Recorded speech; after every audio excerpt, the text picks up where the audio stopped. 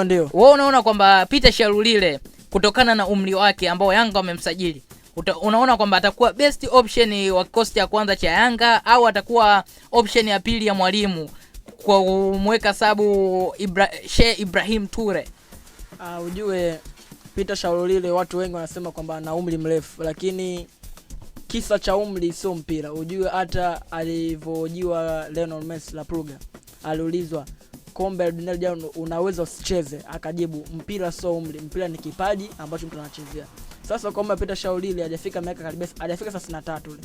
Kwa hiyo kuanza kama best option katika kikosi cha kwanza inawezekana, kwa sababu pia Shalulile mchezaji mzuri kutoka Mamelodi Sundowns, alikuwa ni best 11 na Mamelodi Sundowns, kutokana tu na age yake kuongezeka kidogo ndo akatokea sub, lakini Peter Shalulile bado mchezaji mzuri.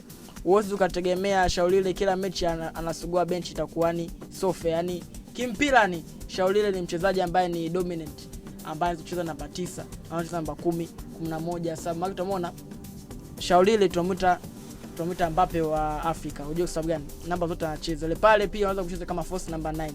Shalulile ana faida gani katika timu? Ana good speed, ana dribbling, ana skills, ana good attacking experience. Unajua Shalulile ni mchezaji ambaye amekutana na timu kubwa. Hata ilivyochezaga Mamelodi, achezaga na timu kama za Chelsea, mechi za kirafiki, Shalulile alikuwepo. Maana ana experience na kukutana na wachezaji wakubwa. Sasa mchezaji kama Shalulile kuanzia benchi kwa kocha